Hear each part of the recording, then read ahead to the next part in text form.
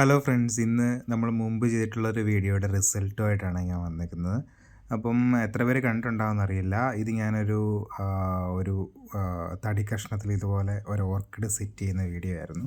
അപ്പോൾ ഞാൻ അന്ന് പറഞ്ഞിട്ടുണ്ടായത് ഒരു മഞ്ഞ കളറിലുള്ള എന്തോ ഒരു വെറൈറ്റി ഓർക്കിഡാണ് ഇതെന്ന് പറഞ്ഞിട്ടായിരുന്നു ഞാൻ ഇത് സെറ്റ് ചെയ്തത്. അപ്പം വളരെ നല്ല ഗ്രോത്ത് ആയിരുന്നു. ഇപ്പോൾ ഇത് പൂത്ത് നിൽപ്പുണ്ട്. ഇത് തോങ്ചായ് ഗോൾഡ് എന്ന് പറയുന്ന ഒരു ഡെൻഡ്രോബിയം വെറൈറ്റി ആയിരുന്നു. അപ്പോൾ ഇതുപോലെ നല്ല ഹെൽത്തി ആയിട്ടുള്ളൊരു പൂങ്കൊലയാണ്. അപ്പോൾ ഒരു 12 മൊട്ട് വരെ ഉണ്ടായിരുന്നു. പക്ഷേ 1-2 മൊട്ട് കരിഞ്ഞു പോയിട്ട് ബാക്കി എല്ലാം പൂവായിട്ട് കിട്ടിയിട്ടുണ്ടായിരുന്നു. അപ്പോൾ ഞാൻ ഈ റിസൾട്ട് കാണിക്കാൻ വേണ്ടി വന്നതാണ്. അപ്പോൾ വളമായിട്ട് ഞാൻ പ്രത്യേകിച്ച് അങ്ങനെ വലിയ വളങ്ങളൊന്നും ചെയ്തിട്ടില്ല. പിന്നെ ആട്ടിൻ കാഷ്ടം കുറച്ച് ഇട്ട് കൊടുത്തിട്ടുണ്ടായിരുന്നു. പിന്നെ നല്ലതായിട്ട് വെള്ളം ഒഴിക്കുമായിരുന്നു. നല്ല വെയിലിലായിരുന്നു വെച്ചിരുന്നത്. ഇപ്പോൾ പിന്നെ പൂത്ത കൊണ്ട് ഒരു ഭംഗിക്ക് വേണ്ടിയിട്ട് എടുത്ത് നമ്മുടെ വീടിൻ്റെ ഫ്രണ്ടിൽ സൈഡിലായിട്ട് വെച്ചിട്ടുണ്ട്.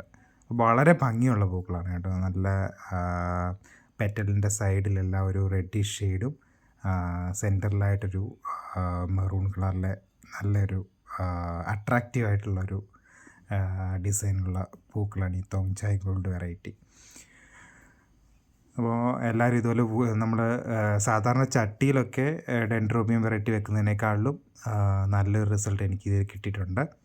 അപ്പം ഇതുപോലെയുള്ള തടി കഷ്ണത്തിലൊക്കെ സെറ്റ് ചെയ്യുകയാണെന്നുണ്ടെങ്കിൽ കുറച്ചുകൂടെ ഒരു പ്ലാന്റ് നല്ല ഹെൽത്തി ആയിട്ട് വളരുന്നതായിട്ട് കാണുന്നുണ്ട്. അപ്പോൾ ഇത് എല്ലാവർക്കും ഒന്ന് ട്രൈ ചെയ്ത് നോക്കാവുന്ന കാര്യമാണ് കേട്ടോ. പിന്നെ അറിയാമല്ലോ, ഡെൻഡ്രോബിയം വെറൈറ്റിയുടെ പൂക്കളൊക്കെ ഒരുപാട് നാൾ ഇങ്ങനെ തന്നെ നിൽക്കുന്ന പൂക്കളാണ്.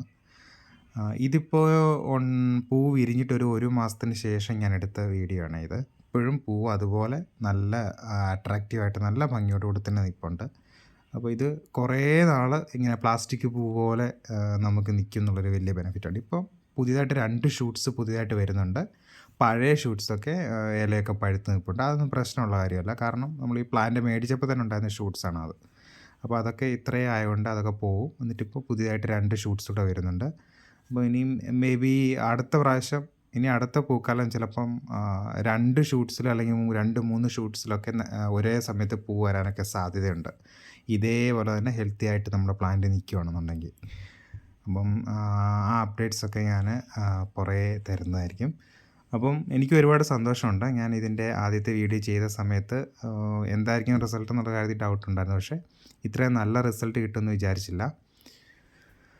അപ്പോൾ താങ്ക് യു സോ മച്ച്. അടുത്ത വീഡിയോയിൽ വീണ്ടും കാണാം. Bye bye.